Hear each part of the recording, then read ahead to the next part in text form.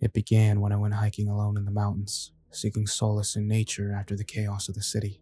The trails were quiet, the only sounds the rustling of leaves and the distant chirps of birds. But as the hours passed, the vibrant wilderness seemed to grow still. A strange, suffocating quiet crept in. The sunlight filtered weakly through the dense canopy above, painting the path in shifting shadows. I don't know how it happened, but I fell. My foot caught on an exposed root, and I tumbled headlong down a steep incline. My body slammed into the jagged earth, the impact knocking the breath from my lungs. My leg twisted under me, a sharp, blinding pain shooting up from my ankle. When I opened my eyes, I was sprawled at the bottom of a narrow ravine. My vision blurred, and the forest towering walls leaned in. They were oppressive and silent. Blood trickled from a gash on my forehead, and the sun had begun its descent. I screamed for help, but the sound was swallowed by the dense, unmoving air. That's when I saw it. Above me, perched on a ledge, was a figure. A woman, at least I thought she was. Her form was gaunt, her limbs too long, and her face pale as bone. Her dark eyes glinted with a predatory sheen, and her mouth was stretched impossibly wide, revealing rows of sharp, uneven teeth. She was staring directly at me. Then she spoke. Her voice was melodic, almost soothing. "You're hurt," she said, her lips curving into a grin too large for her face. "Do you need help?" Every fiber of my being screamed to run, but I couldn't. I was trapped, immobilized by my injury and her gaze. "Yes," I whispered hoarsely. She descended from the cliff with an unnatural grace, her body moving fluidly, like a shadow given form. She knelt beside me, her spindly fingers brushing against my ankle. Her touch was cold, sending a shiver through my entire body. Her smile never faltered as she examined my injury. "You're lucky I found you," she said. Her voice was calm, eerily gentle. "Out here, no one else would hear you scream." And the way she said it wasn't a warning. It felt like a promise. I tried to pull away, but pain shot through my leg, forcing me still. She tilted her head, studying me like one might expect a wounded animal.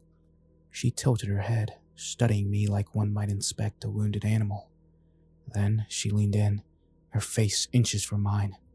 Her breath smelled of damp earth and decay. "You'll need nourishment to heal," she whispered, her lips curling into that grotesque grin again.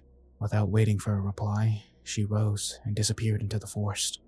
Her movements were quick, so quiet, and she seemed to melt into the shadows. I was left alone, trembling and helpless. The sun dipped lower, and the world around me grew darker. The forest that once felt serene and now seemed alive, its trees twisting unnaturally in the fading light. Every rustle and creak sent shivers down my spine. Then she returned, carrying something in her hands. It was a bird, black-feathered and limp. Its neck hung at an unnatural angle, and its eyes were dull. "Eat," she said, extending it toward me. I recoiled, my stomach twisting in revulsion. I can't," I stammered. Her smile faltered for the first time. The glint in her eyes darkened, her expression sharpening into something colder, more predatory. "You have to," she insisted. Her voice was no longer soothing. It was commanding. She crouched closer, the bird's lifeless body dangling from her fingers. "If you want to survive, you'll eat." I stared at the dead bird, bile rising in my throat. The woman, or whatever she was, held it out, her grin returning, though now it seemed more sinister, as if daring me to defy her. My body trembled. The pain in my leg was throbbing with every beat of my panicked heart. "I can't," I whispered again. Her smile vanished entirely this time. She crouched so close that I could see the faint patterns of veins under her paper-thin skin.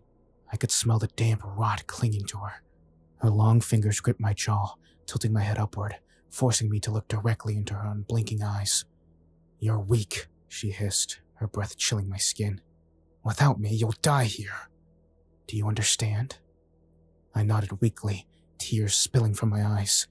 "Good," she said, her voice softening once more. "Now open your mouth." My body moved before my mind could stop it. I opened my mouth, and she pressed the bird's cold flesh against my lips. Its feathers prickled against my skin, its metallic scent filling my nose. When I tried to resist, her grip tightened painfully. I had no choice. As the bird's raw meat slid past my throat, I gagged, the taste of iron and decay flooding my senses. My stomach churned violently, and I thought I might vomit. But I swallowed, and her grip loosened. "There," she said, her smile returning. "You've done well." She settled beside me, her skeletal frame folding into the earth like she belonged there. "You'll heal soon," she said, as if she were comforting a child. To my horror, she wasn't lying. The throbbing in my ankle dulled to a faint ache, and when I touched it, the swelling seemed less severe. But the relief was poisoned by the knowledge of what I had done, and by the presence of the woman, who had now watched me with an eerie satisfaction. That night, I drifted in and out of a feverish sleep, haunted by strange dreams. I saw her face, her grin, her dark eyes staring into mine. The blackbird's taste lingered in my mouth, bitter and foul. When I awoke, she was still there, sitting cross-legged a few feet away. The dawn painted her pale skin in unnatural hues, and the forest was eerily silent once more. "I've helped you, and now you'll help me," she said, as if reminding me of some unspoken agreement. Her words froze me. "Help you?" I croaked, my voice cracking under the weight of fear and exhaustion. She tilted her head, her neck bending at an unnatural angle. "Yes," she said, her smile widening once again. "It's only fair, isn't it?" I wanted to argue, to tell her I owed her nothing, but the words caught in my throat. Something in her gaze silenced me, a cold, predatory gleam that promised unspeakable consequences if refused. She stood, her impossibly long limbs unfolding like a shadow stretching at dusk. She motioned for me to follow her. "I can't walk," I muttered, gesturing weakly to my leg. Her laughter was sharp and brittle, like the snap of breaking twigs. "You'll manage," she said, her tone leaving no room for debate. To my astonishment and dread, when I moved my leg, it responded. The pain was still there, but dulled, as if my body were no longer my own. I stumbled to my feet, leaning heavily on a makeshift crutch fashioned from a nearby branch. She led me deeper into the forest, the trees growing denser and more twisted with every step.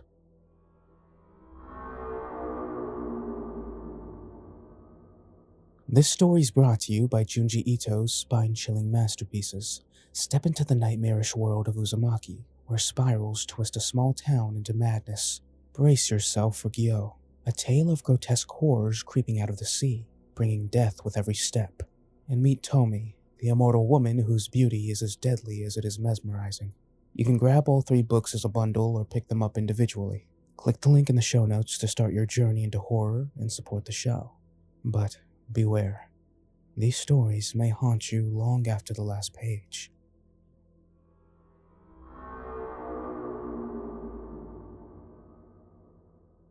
The air grew colder, the light dimmer, until it felt as though we had crossed into another realm entirely.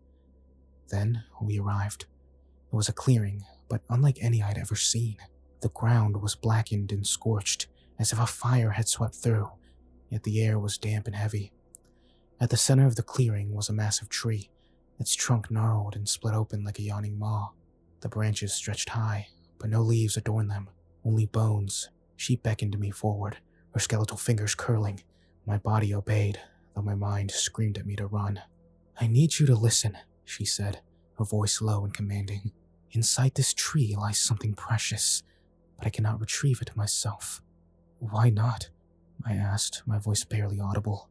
Her grin faltered, and for the first time, I saw something flicker across her face, something that looked like fear.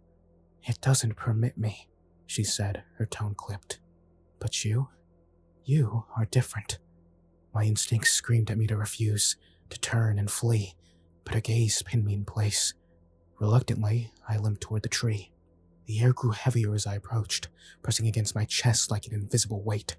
The gaping hollow at the tree's center loomed before me, dark and pulsating with an unnatural energy. "I don't want to do this," I said, my voice cracking. "You must," she hissed. Taking a deep breath, I stepped into the hollow. The hollow enveloped me in an oppressive darkness, the air inside thick and stifling. My breaths came shallow as I shuffled forward, the walls of the tree slick and cold against my trembling hands. Somewhere deep within, a faint sound echoed, a wet, rhythmic squelch, like something alive was breathing in the depths. My every instinct told me to turn back, but her voice called from outside. "Keep going," she urged, her melodic tone echoing unnaturally, as if it seeped through the wood itself. I pressed on, the darkness seeming to coil in around me, until I saw it. At the center of the hollow, suspended by writhing, sinewy roots, it was an object, a pulsating, glistening mass. It was too organic, too alive to be an ordinary object. It looked like a heart, swollen and black, its surface rippling as if something moved beneath its skin. "Take it!" her voice commanded, though it was no longer gentle. It was sharp, desperate. My hand shook as I reached out. The slick surface of this thing was warm and damp under my fingers. The moment I touched it, a searing pain shot through my body, like icy claws tearing through my veins. I screamed, the sound swallowed by the hollow, and my vision blurred. In the agony, I felt something, an awareness. The thing I held wasn't just alive, it was sentient, and whatever it was, hated me. I tried to drop it, but my hands refused to obey. The roots seemed to tighten, anchoring the object to me. Whispers filled my ears, unintelligible but filled with malice, rising to a deafening crescendo.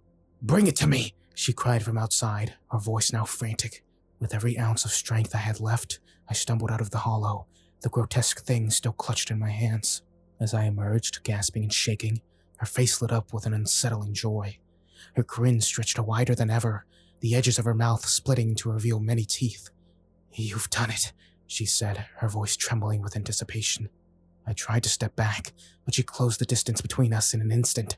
Her hands latched onto the object, her fingers intertwining with mine. "Let go," she commanded. But I couldn't. The object pulsed in my grasp, its hatred radiating through me, binding me to it. I shook my head, tears streaming down my face. Her expression darkened, and for the first time, she snarled.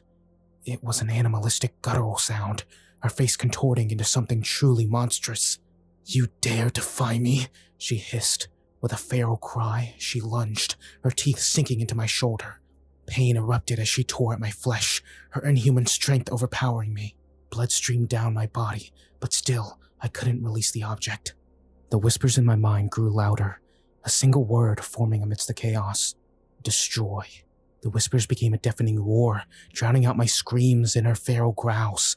My body was no longer my own. My arms moved as if guided by an unseen force. I raised the pulsating object high, its surface throbbing violently in my grasp. Her eyes widened in rage and fear. She shrieked and lunged at me again. But it was too late. My hands, driven by the relentless command in my mind, slammed the black heart-like mass against the jagged edge of the tree's hollow. The thing split open with a wet, sickening sound, and from its shattered core, a surge of thick black ichor erupted, spraying in every direction.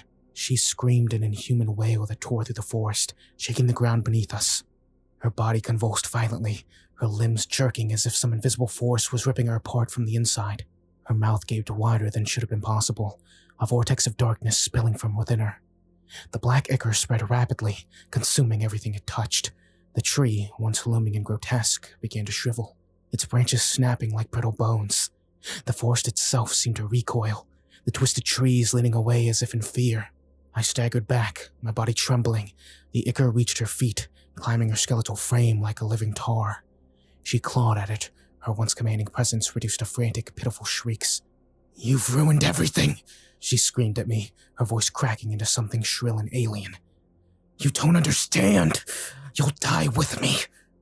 The ichor consumed her completely, her body collapsing into the writhing mass as it spread outward, devouring the clearing. I turned to run, my injured legs screaming in protest, but the forest seemed endless, every path twisted back on itself, and the trees stretched taller, their shadows merging into a suffocating labyrinth. The whispers hadn't stopped, they had only changed. "You were chosen. You are marked. You will never escape." My breaths were ragged as I stumbled through the darkness, the ground beneath me slick with the spreading ichor. No matter how far I ran, the whispers followed, clawing at the edges of my sanity. Finally, I collapsed, my strength drained. The forest was silent again, save for the faint rustle of leaves in the wind. I looked down at my hands, still stained with the black substance, and I realized that this ichor was sinking into my skin. It burned, searing like molten fire, but I couldn't scream anymore. My voice was gone, my body convulsed, and the world around me blurred. When I woke up, I was back at the edge of the ravine where I'd fallen, the morning sun filtering through the trees. My leg was no longer injured, and the forest looked normal, serene even. But something was wrong. My hands were pale, almost translucent, the veins beneath my skin dark and writhing.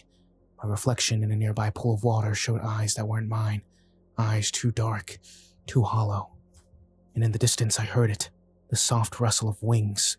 A black bird perched on a branch, watching me intently, its head tilted, its lifeless eyes locking onto mine. The whispers returned, faint but insistent. You belong to us now. As the bird's sharp beak parted, its unnatural grin stretched wide, I realized the truth. I hadn't escaped. I never would. The force claimed me, and somewhere, that woman was still waiting.